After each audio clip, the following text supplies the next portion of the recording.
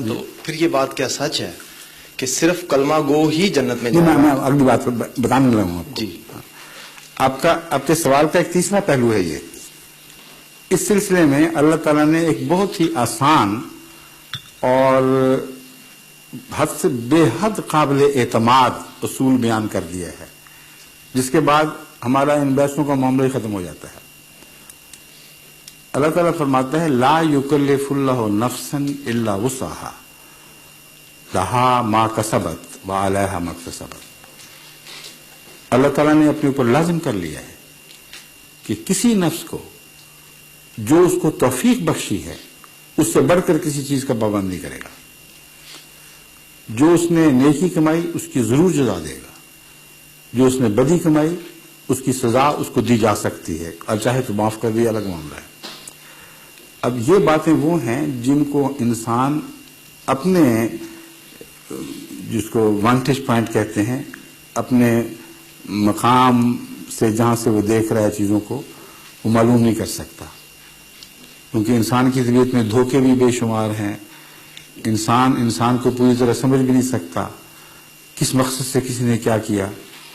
بس اگر انکار اسلام کا دل کی بیماری کی وجہ سے ہو تو قابل مواخذہ ہے، اور عمل اس کی راہ میں اس کی تائید میں پھر کوئی سفارش نہیں کر سکتا، کیونکہ بنیادی طور پر اللہ کے پیغمبر کے انکار کا مطلب ہے اللہ تعالیٰ کی بالادستی کا انکار. اور یہ اہمیت ہے سب سے بڑی بات جو نبوت کے اقرار کا فلسفہ ہے. اور اس اہمیت کو اللہ تعالیٰ نے آغاز آفرینش کی کہانی سے بیان فرمایا. شیطان کے متعلق فرمایا کہ جب اللہ نے آدم کو بنا دیا، ٹھیک ٹھاک کر لیا، اس میں اپنی روح پھونک دی، یعنی الہام سے اس کو برکت بخشی. پھر آدم کو کہا اس کو سجدہ کر، فرشتوں کو کہا اس کو سجدہ کر. تو شیطان نے کہا کہ یہ مجھ سے گھٹیا ہے، میں آگ سے پیدا کیا گیا ہوں اور اسی طرح مٹی سے پیدا کیا ہے، اس لیے میری شان کے خلاف ہے کہ میں اپنے سے گھٹیا آدمی کو سجدہ کروں. اللہ تعالیٰ نے بجائے اس کے کہ وہ دلیل دیتا تمہارا جا مردود. اور لوگ حیران ہیں کہ دلیل کیوں نہ دی. دلیل اس طرز بیان میں پہلے دی جا چکی ہے، کیونکہ خالق کے سوا کسی کو سجدہ کرنے کا حق نہیں ہے، نہ انسان کو، نہ شجر کو، نہ حجر کو، کسی چیز کو.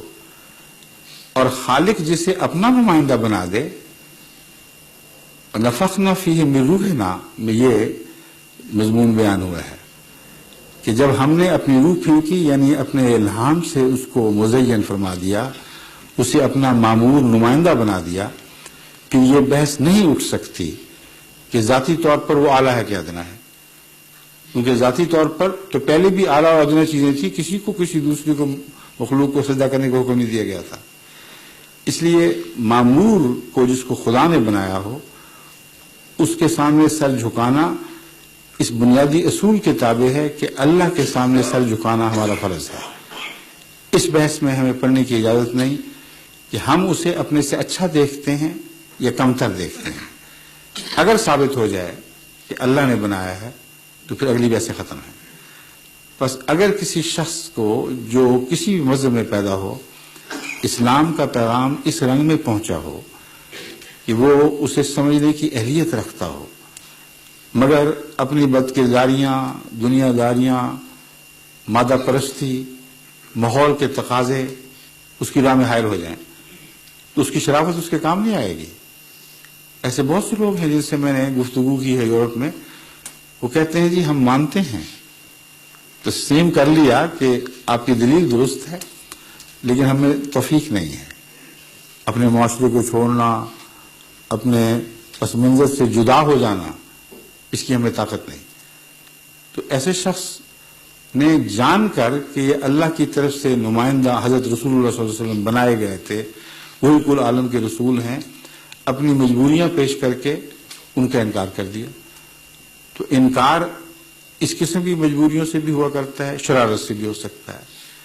قرآن کریم سے پتہ چلتا ہے کہ شریروں کی سزا زیادہ ہے اور اس قسم کے لوگوں کی نسبتاً کم ہے، مگر سزا ضرور ملے گی اس انکار کی.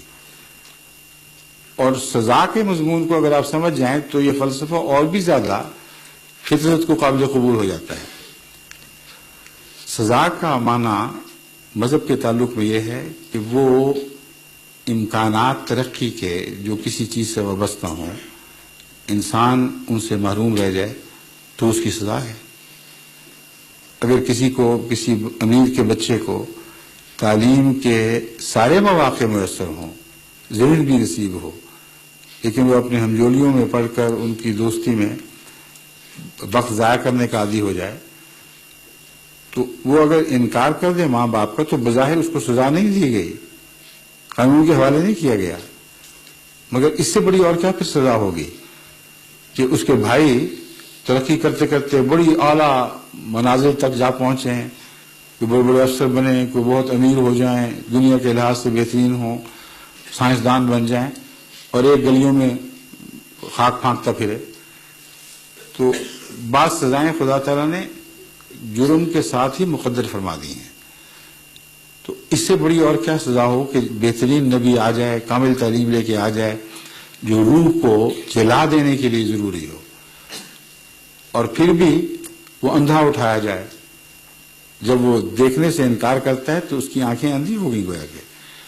اور اسی لیے قرآن کریم نے فرمایا کہ بعض لوگوں کو جب اندھا اٹھایا جائے گا تو وہ کہیں گے کہ اے خدا تو نے کیوں ہمیں اندھا اٹھایا جبکہ میں زندگی میں دیکھنے والا تھا. تو اللہ تعالیٰ فرمائے گا نہیں، تو زندگی میں دیکھنے کی طاقت کے باوجود دیکھنے سے محروم رہا. بس یہ بعض باریک باتیں ہیں، مگر اگر مزید تفصیل میں گیا تو بہت لمبا وقت ہو جائے گا. شکریہ. حضور